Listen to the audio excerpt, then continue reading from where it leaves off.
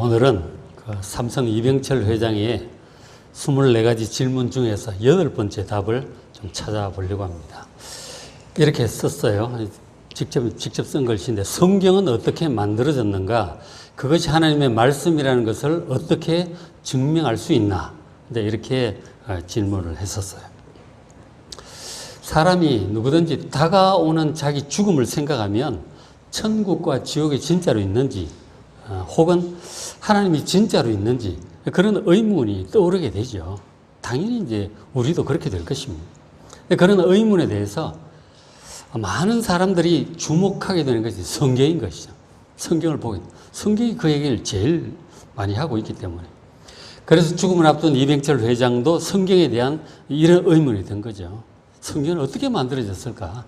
이게 하나님의 말씀이라는 것을 어떻게 알 수 있을까? 이런 의문이 당연히 드는 것이죠.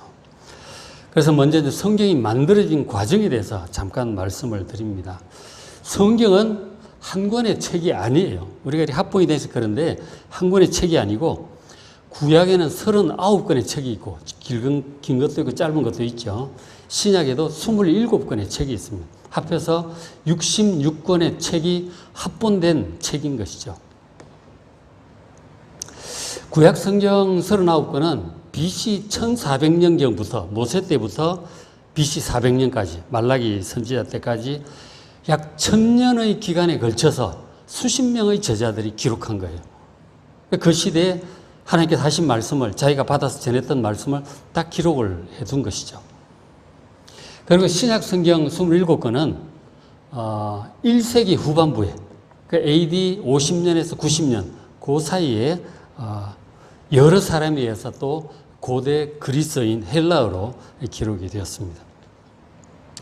구약 성경 이 저자들을 보면 BC 1400년경에 출애굽 지도자였던 모세, 그리고 BC 1000년경에 사무엘 선지자, 다윗 왕, 솔로몬, 이런 왕들, 그리고 BC 한 700년부터 BC 한 400년까지 이사야 선지자, 예레미야 선지자, 에스겔, 다니엘 선지자, 여러 선지자들, 이런 사람들이 1000년에 걸쳐서 수십 명의 저자들, 왕도 있고 선지자도 있고 뭐 목동도 있고 그래요.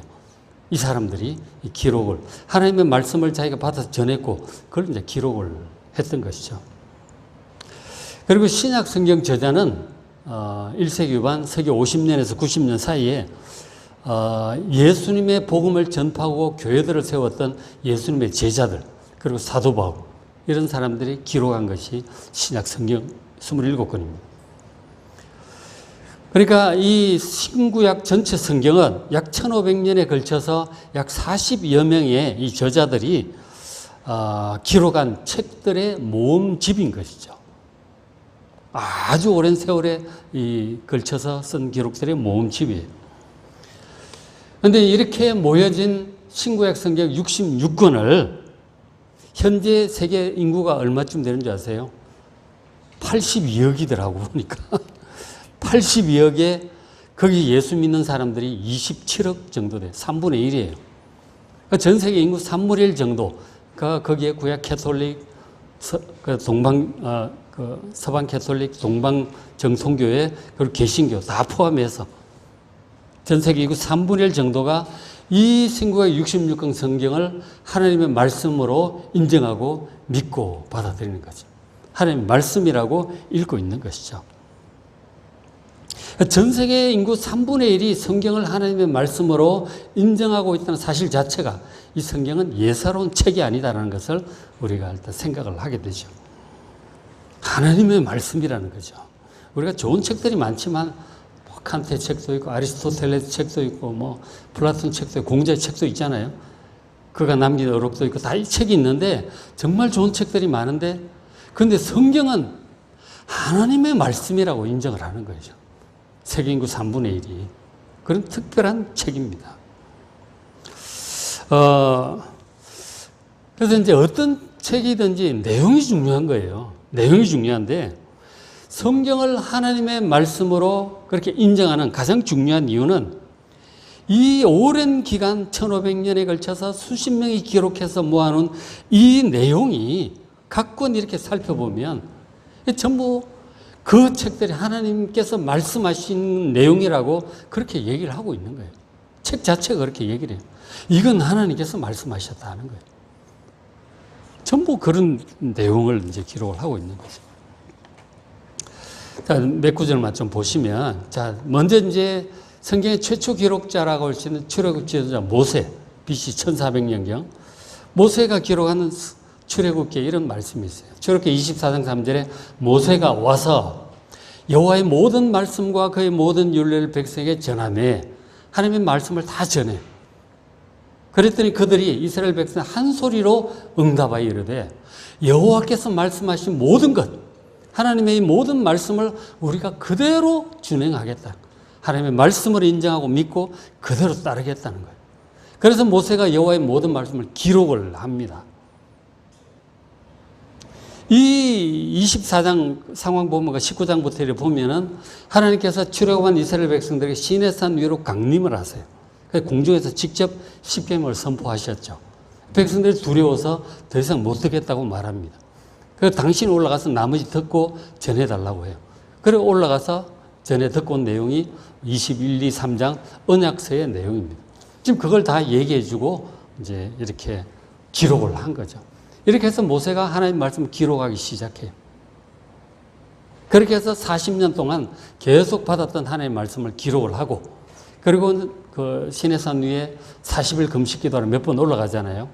그때 아마도 창세기에 관한 내용도 계시를 받았을 것으로 이제 그렇게 봅니다. 그리고 예배에 관한 레위기 법도의 말씀, 신명기 말씀 등등 다 해서 기록을 한 것이 모세 오경입니다. 창세기, 출애굽기, 레위기, 민수기, 신명기, BC 1400년경 기록이 되기 시작했죠. 그리고 세월이 한 400년쯤 더 지나서, 사사시대를 지나서 BC 1000년경에 사무엘 선지자, 다윗 왕, 솔로몬 등이 하나님의 감동으로 사사기, 사무엘 상하, 시편, 잠언 이런 내용들을 기록을 합니다. 아가서, 전도서 이런 거 다 기록을 해요. 그리고는 이제 세월이 또 한 300년쯤 더 지나서 BC 700년경에 BC 700년에 이사야 선지자에게 하나님께서 또 말씀을 하셨어요. 7장 1절에 이사야 7장 1절, 그때 여호와께서 이사야에게 이르시되, 하나님께서 이사야 선지자가 말씀을 하신 거예요. 무슨 말씀을 하셨느냐? 너와 네 아들 스알야숲은 나가서 아하스 왕, 당신 남유다의 왕이 아하스 왕이어서 아하스 왕에게 전하라 하는 거죠. 그에게 이르기를 너는 삼가며 종용하라. 그 북이스라엘과 아랍 연합군이 쳐들어온다고 발발 떨고 있었던 거죠. 두려워하지 말라는 거죠. 앞으로 어떻게 될 거다. 이 일이 왜 생겼고 앞으로 어떻게 할 거다라고 얘기를 해 주셨어요. 그렇게 해서 하나님께서 계속 말씀을 하셨어요. 아하스 왕에게도 말씀하시고 이사야 선지자를 통해서 히스기야 왕에게도 말씀하시고 계속 얘기를 하시는데, 향후 이루어질 역사도 얘기하시고 심지어 먼 미래에 올 메시아까지도 말씀을 하세요. 그런가 하면 장차 이 메시아를 통해 이루어질 구원과 구원에 완성될 새하늘과 새 땅까지 말씀을 하시는 거죠. 이사야 그 66장이라고 하는 긴 말씀을 수십 년에 걸쳐서 이사야 선지자를 통해서 말씀하셨고, 이사야는 그렇게 기록을 했던 것이죠. 그리고 그 이후에도 예레미야 선지자를 통해서 수십 년간 말씀하시고, 그 바벨론 포로로 가 있는 에스겔 선지자를 통해서 포로들에게도 말씀하시고, 다니엘 바사 페르시아 그 제국의 총리였던 다니엘에게도 말씀하시고, 향후 역사에 대해서, 인자의 구원에 대해서 쭉 얘기를 다 하죠. 그런 걸 다 기록을 한 거죠. 그런 것들이 다 모여서 이제 구약 성경이 된 거예요. 딱 보면 전부 하나님께서 말씀을 하신 거죠. 하나님께서 말씀을 하신 거예요. 그리고 이제 신약 시대로 넘어와서 세월이 흘러서 서기 이제 50년부터 한 90년 사이에, 자, 갈라디아서 1장 11절 보면 이는 사도 바울이 갈라디아 교회에 보낸 편지 갈라디아서에 나오는 내용입니다. 1장 11절에 형제들아 내가 너에게 알게 하노니 내가 전한 이 복음, 바울이 많은 이제 편지를 썼거든요. 그 신약 성경에 다 있는데 그 복음이 사람의 뜻을 따라 된 것이 아니다. 누구한테 배운 게 아니다. 이는 내가 사람에게 받은 것도 아니고 배운 게 아니다. 이것은 오직 예수 그리스도의 계시다 하는 거예요. 하나님의 아들이신 예수님께서 가르쳐 주신 계시를 따라 이 복음을 기록을 했고 보냈다 하는 거예요. 가르쳤다 하는 거예요. 로마서, 갈라디아, 에베소, 빌립보, 고린도전서, 후서 다 이런 13권의 편지들입니다. 이게 신약 성경에 다 기록이 되어 있는 것이죠. 그리고 이제 뭐 서기 한 60년, 70년, 80년 되면서 예수님께서 이제 부활 승천해서 가신 게 서기 30년이거든요. 그리고 한 30년 지나가면서 제자들이 예수님 행적에 대해서 말씀을 쭉 전했는데 이 제자들은 나이가 들고 이렇게 되는 거죠. 그래서 예수님의 기록을 남기게 돼요. 예수님의 행적과 말씀을 남기게 되는데 그것이 복음서예요. 마태복음, 마가복음, 누가복음, 요한복음. 이렇게 해서 성경이 신약 성경이 기록이 된 거죠. 자, 히브리서 1장 1절 이런 말씀을 있는데 자, 옛적의 선지자들을 통하여 여러 부분 여러 모양으로 우리 조상들에게 말씀하신 하나님께서 선지자들을 통해서 여러 선지자들 모세라든가 다윗도 선지자, 왕겸 선지자죠. 이사야, 예레미야 선지자를 통해서 여러 부분 여러 모양으로 계속 말씀을 하셨어요. 그게 구약이죠. 그 하나님께서 2절에 이 모든 날 마지막에 아들을 통해서 하나님의 아들 예수 그리스도를 통해서 우리에게 직접 말씀을 하셨어요. 예수님은 바로 하나님의 아들이시고 우리의 구원을 위해서 필요한 구약에 예언되었던 모든 것을 이루신 분이세요. 예수님의 모든 말씀은 곧 삼위일체신 예수님 말씀은 곧 하나님의 말씀입니다. 이런 것들이 신약 성경을 이제 구성을 하고 있는 것이죠. 그래서 이제 성경을 보면 구약이든 신약이든 하나님께서 말씀하셨다. 하나님의 말씀이다. 라는 직접적인 언급이 2000번 이상 나와요. 도처에 산재 있어요. 그리 성경은 하나님 말씀이라고 얘기를 하는 거죠. 그렇죠? 성경은 하나님 말씀이에요. 성경 자체가 그렇게 증언을 하고 있는 것입니다. 그리고 이제 성경이 하나님의 말씀이라고 하는 또 다른 강력한 증거는 이 정말 1500년에 걸쳐서 40여 명이 기록한 정말 어마어마하게 오래 여러 사람이 쓴 거를 모아놓은 거잖아요. 이 내용을 보면 정말 초자연적인 통일성과 일관성을 보여줍니다. 한 사람이 쓴 것 같아요. 너무나 주제가 일관되게 흘러가고 있어요. 그러니까 이 천지 창조에서부터 새하늘과 새 땅에 이르는 그 구원의 역사라고 하는 하나의 큰 흐름 속에서 놀라운 통일성을 보여줍니다. 어떻게 이렇게 주제가 똑같이 그렇게 흐르고 있을까? 정말 신기할 정도예요. 이 구속사 전체의 흐름에는 바로 구원의 핵심이고 성경의 뼈대가 되는 예수 그리스도가 그 중심에 있기 때문에 그래요. 예수 그리스도라고 하는 이 주제가 처음부터 끝까지 흐르고 있는 것입니다. 이런 오랜 기간에 수십 명의 제자들이 쓴 책이 그렇게 모아놨는데 어떻게 이렇게 예수 그리스도라는 주제로 그렇게 일관되게 기록이 될 수 있느냐. 그 보면은 어투도 다르고 사람마다 이 말투가 다르잖아요. 쓰는 단어도 그렇고 스타일이 다르거든요. 그것도 다르지 언어도 달라. 구약은 고대 이스라엘은 히브리어 그리고 일부는 아람어로도 되어 있고 신약 성경은 고대 그리스도 헬라어로 되어 있단 말이에요.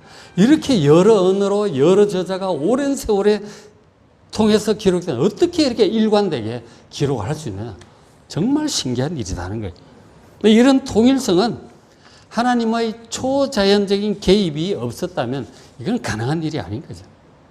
하나님께서 직접 말씀하시고 동일한 한 분이 말씀하시고 그분의 말씀 모아보니까 똑같은 거죠. 일관된 주제로 흐르고 있었던 것이죠. 그래서 참 희한한 거죠.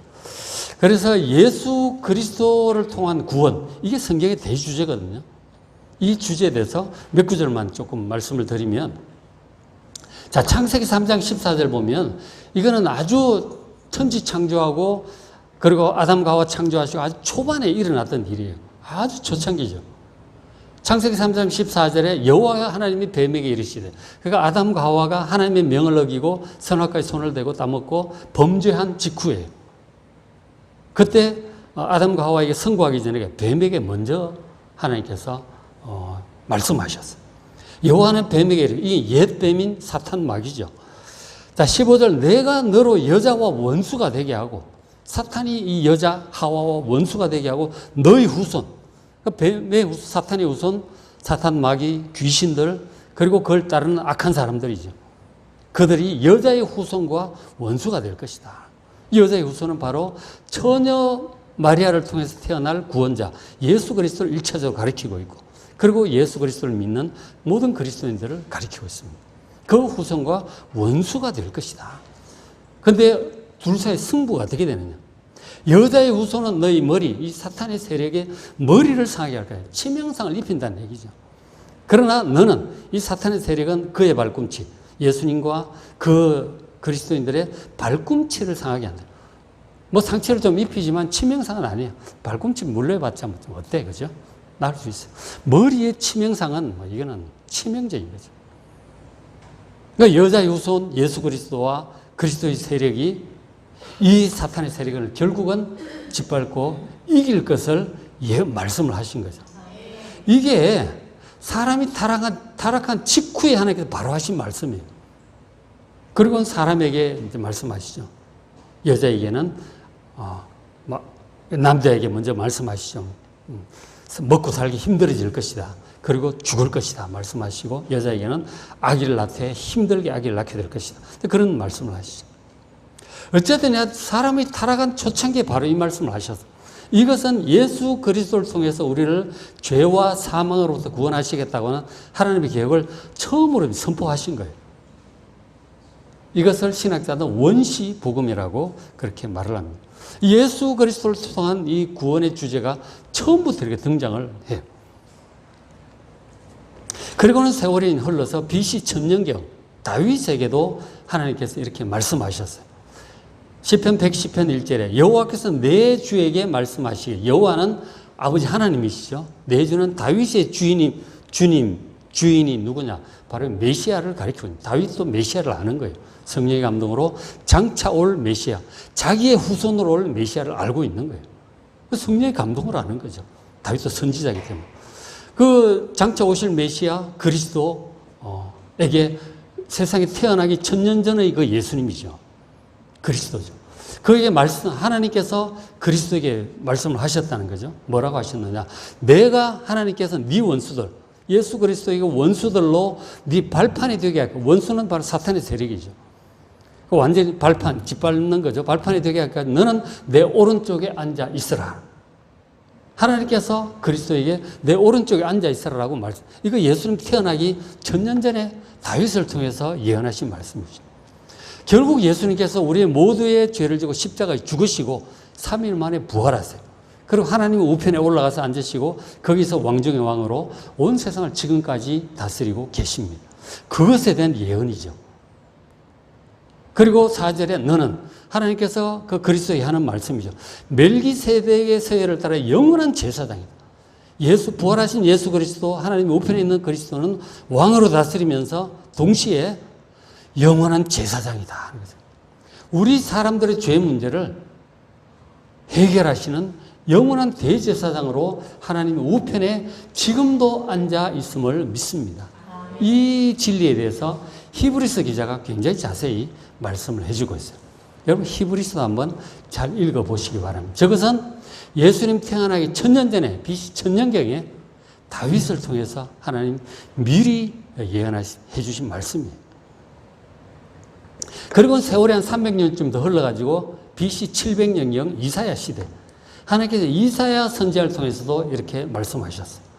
이사야 53장 4절에 그는 장차 올 메시아를 이사야가 성령의 감동으로 바라보고 예언을 하는 거죠. 그는 장차 올 그 메시아 예수 그리스도죠. 그는 실로 우리의 질고 우리의 질병의 고통을 지고 우리의 슬픔을 당하신 것이다. 그리고 근데 우리는 생각하기를 그는 그 메시아가 징벌을 받아 하나님께 맞으며 고난을 당하는 것이다 라고 한다는 거죠. 실제로 예수님 십자가에 죽으실 때 다 그렇게 생각했죠. 그 예수님 십자가에 죽는 게 사실은 우리의 형벌을 대신 받는 것인데 그걸 알지 못하고 뭘 잘못해가지고 저렇게 십자가에 죽냐, 안 됐군, 그랬다는 거죠. 그거를 지금 이사야 선지자가 700년 전에 예언을 하고 있는 거예요. 5절에 그가 찔리면, 그가 그렇게 막 창에 찔리고 가시에 찔리고 십자가 찔린 것은 우리의 허물 때문이다. 우리 사람들의 허물 때문이고, 그가 또 상하고 막 창 찔리고 막 이렇게 채찍 맞은 것은 우리 죄악 때문이라는 거예요. 그가 징계를 받음으로 우리는 평화를 누리고, 예수님께서 대신 형벌을 받으셨기 때문에 우리가 이 샬롬을, 평화를 누리게 된 거란 말이에요. 마음의 평안과 서로 화목하게 되고 평화를 누리게 된 거다. 그가 채찍에 맞았기 때문에 우리가 나음을 받았다. 이 예수님의 십자가 대속 사역을 통해서 우리가 구원받고 낫고 회복될 것에 대한 이 예언을 예수님 오시기 700년 전에 이사야 선지자가 예언을 한 것이죠. 계속 성경은 이런 예언을, 모세도 당연히 그런 예언을 한 바가 있고요. 그렇게 해서 세월이 이제 더 700년 더 흘러갔죠. 예수님 오셨어. 메시아. 그 오셨을 때 예수님께서 이제 한 30세까지는 그냥 조용히 지내시다가 30세부터 공개적으로 활동을 시작을 하셨거든요. 그때 처음으로 대중 앞에 모습을 드러냈을 때, 그때 이제 사역하고 있던 사람이 세례 요한이었어요. 백성들이 하나님의 사람으로 인정하고 다 따르고 있을 그때, 그 세례 요한 앞에 예수님이 나타나셨어요. 그 세례 요한이 예수님을 보고 뭐라고 얘기를 했느냐. 요한복음 1장 29절, 이튿날 요한이 예수께서 자기에게 나오심을 보고 이르되, 보라, 세상 죄를 지고 가는 하나님의 어린 양이 이로다. 바로 그 구약에 예언됐던 그 메시아임을 세례 요한은 바로 아는 거죠. 성령의 감동으로. 세상 죄를 지고 가는 하나님의 어린 양이래요. 이사야 선지자가 예언했듯이 바로 그분임을 선포한 거죠. 그래서 34년 내가 보고 그가, 이 예수 그리스도가 하나님의 아들이심을 증언했다는 거예요. 그분이 바로 하나님의 아들이시다 하는 거예요. 그 천년 전에 다윗이 예언했던 바로 그분, 이사야가 예언했던 그분이라고 예수님을 쳐다보면서 세례 요한이 성령의 감동으로 선포를 했던 것이죠. 예수님은 우리 모든 사람의 죄를 지고 하는 희생 양으로 오셨다는 것을 말하는 것이죠. 하나님의 아들이신 그분이. 그리고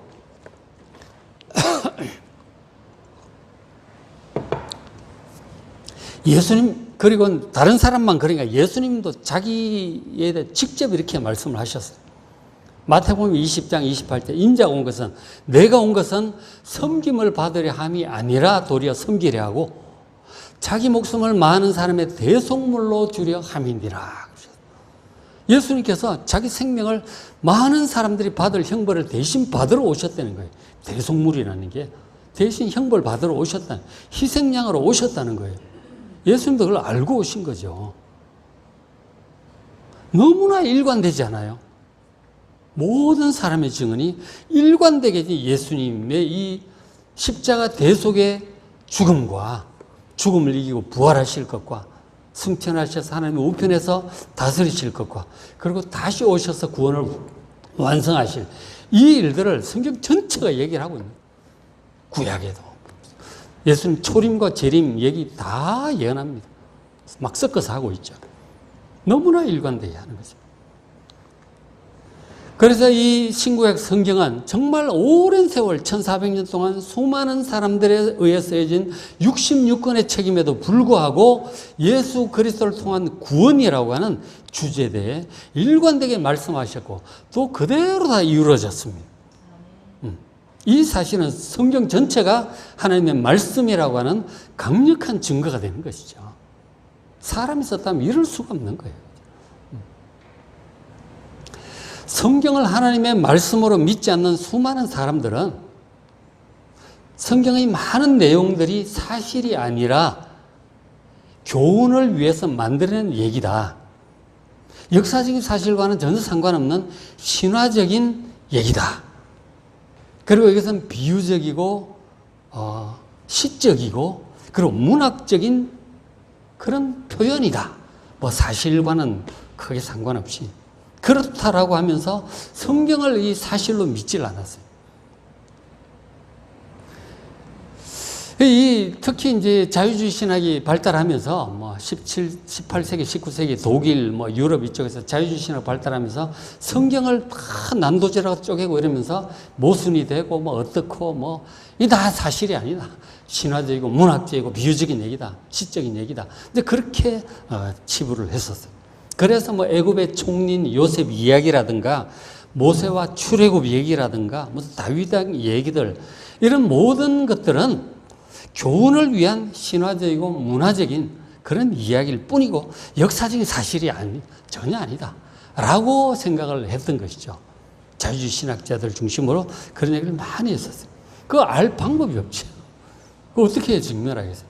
근데 이게 이제 어떻게 됐느냐. 자, 19세기 이제 들어가가지고 영국이 이제 그 제국 막 다 정복하잖아요. 해가 지지 않는 제국을 막 하잖아요. 그래가지고 뭐 이집트 쪽도 점령을 하고 이스라엘 쪽도 점령을 하고 1차 대전 지나면서 막 그 이스라엘 쪽을 점령하고 있던 오스만 투르크가 무너지잖아요. 그러면 영국이 이제 그쪽을 관할을 하게 돼요.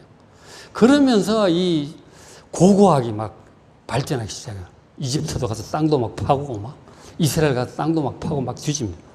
성경이 진짜인지 아닌지 확인해 보자는 거예요. 그 뒤지니까 막 나오지. 아까 영상에 잠깐 봤지만 특별히 이제 뭐가 나왔느냐. 토판은 옛날에 종이 없었기 때문에 점토판에다가 쐐기로 이렇게 글자, 쐐기 문자라고 있죠. 옛날 고대 쐐기 문자들 있잖아요. 그 뭐 쐐기 문자가 뭐 많아. 수메르부터 아카드, 뭐 고대, 뭐 바빌로너, 뭐 아수르 다 쐐기 문자예요. 근데 전혀 다르지 보면 내용이 달라요. 단어도 다르고 문법도 다른데 그런 것들이 막 몇만 개씩 발견이 돼요. 그 도서관이 발견이 된 거래요. 그걸 해독할 방법이 없지. 근데 이 천재적인 사람들이 결국 해독을 해내요. 스텔라 아까 잊어버렸어. 스텔라 비문 맞지 아마? 그거 보면은 이제 고대 쐐기 문자 그리고 고대 헬라어 그리고 고대 뭐 이집트 이런 것들이 막 병행어로 섞여. 그래가지고 거기서 이제 고대 문자를 해석을 시작을 해요. 그러면서 토판들을 해석을 하니까 완전히 옛날 것들이 다 드러나기 시작했죠. 고대 역사들이 드러나기 시작한 거예요. 그게 이제 19세기 올라와서 그래요. 19세기, 20세기까지 계속 땅 파고 뒤지고 계속 나오는 거예요. 그래서 고대 보니까 수메르도 나오고 바빌론, 뭐 아카드 전부 다 나오고. 그래서 성경이 진짜인지 가짜인지 드러나기 시작하는 거죠. 그 전에 고대 역사를 알 방법이 없었는데 19세기 되면서 고대 역사들이 나타나고 막 땅을 파고 막 나오니까 고대 역사들이 다 이제 나오고 발전하기 시작하는. 그러면서 성경이 진짜인지 가짜인지 비교해보니까 다 맞아. 다 맞아. 기가 막힌 거죠. 그전에 이 고대사를 그런 식으로 고대 역사의 기록에는 책이 없거든요. 성경이 그런 걸 다 기록을 하고 있는 진짜인지 가짜인지 확인할 방법이 없었는데 이게 확인이 된 거죠. 기가 막힌 얘기죠. 그렇다니까요. 아까 다윗이 또 실존 인물이라고 증거가 없다.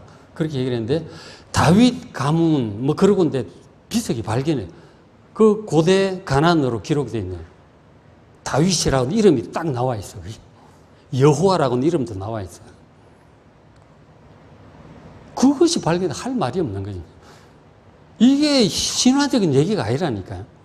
실제로 있었던 일들을 기록을 그래 했던 것이죠. 성령은 정말 있었던 일이에요. 실제로 있었던 과거의 역사 속에 있었던 일이고 그 어떤 역사적 상황 속에 하나님께서 하신 말씀들을 선지자들이 기록을 한 책들인 것이죠. 그리고 주제는 예수 그리스도의 구원이라고 하는 놀라운 일관된 주제를 보여주고 있습니다. 그리고 마지막으로 하나 더. 이 성경은 하나님의 말씀이기 때문에 읽는 사람의 삶을 근본적으로 변화시키는 아주 강력한 힘을 가지고 있어요. 히브리서 4장 12절 보면 하나님의 말씀은 살아있고 활력이 있어 생명력이 있어서 좌우에 날 수 어떤 검보다 예리. 그래서 예리한 말씀이에요. 혼과 영과 및 관절과 골수를 찔러 쪼개기까지 하며 또 마음의 생각과 뜻을 판단해요. 성경을 정말 정직한 마음으로 다 읽으면 내 마음을 다 비춰요. 성경을 거울이라고 그러잖아요. 내가 숨기고 있던 내 마음. 그게 막 다 드러나요. 그래서 눈물이 쏟아지고 회개를 하기도 하고 인생을 돌아보게 되기도 하고 하나님을 만나기도 하고 그렇게 되는 거예요. 이 성경의 초자연적인 능력입니다. 이 하나님의 말씀이라고 하는 또 강력한 증거죠. 두 가지 예만 말씀드리면 일본의 사형수 이시도키치라고 하는 사람이 있었는데 정말 잔인하게 살인을 저지른 그런 범죄자였다고 합니다. 정말 잔인했다. 근데 감옥에서 이 사람이 성경을 읽고 예수님의 십자가 죽는 그 장면에 깊은 감동을 받아서 회개했다고 합니다. 그 사람이 하는 말이 예수님께서 내 대신 죽었다고 하는 그 장면을 볼 때 마치 대못으로 찔린 것처럼 내 마음은 찔렸다. 그렇게 이제 고백을 하면서 결국은 이제 사형 집행을 받게 되는데 교수대로 향할 때 해와 같이 밝은 얼굴로 기꺼이 교수대로 갔다고 합니다. 그렇게 전해지고 있어요. 그리고 또 다른 사형수 도모다카 시모지라는 사람이 있었는데 역시 성경을 읽다가 아주 심령이 근본적으로 변화되었다고 합니다. 추록한 이후에 그전에는 사기치고 막 이런 범죄하던 사람인데 추록한 이후에 이 청년들을 젊은이들을 헌신하면서 또 이 중고등학교 고아원을 설립해서 평생 헌신한 사회사업가로 일생을 보냈다고 합니다. 사람이 이렇게 갑자기 바뀔 수가 없는 거예요. 이러한 극단적인 변화의 사례도 한둘이 아니죠. 나 같은 죄인 살리신 그 찬송 작곡한 그 사람도 영국의 노예 상인이었다고 하잖아요. 노예 붙잡아다가 팔고 하던 사람이 회개하고 변화돼가지고 그 찬송가를 지었다고 하는 거 아니에요. 어메이징 그레이스를 지었죠. 이 사람을 이렇게 완전히 바꿔놓는 힘은 성경의 정말 하나님의 말씀이라고 하는 아주 중요한 또 증거 중에 하나일 것입니다. 자, 성도 여러분. 성경은 예수님의 십자가의 죽음과 부활을 통해서 우리 사람들을 죄와 사망으로부터 구원하시기 위해서 하나님께서 계획하시고 그리고 말씀하시고 이루신 일들에 관한 전체 기록입니다.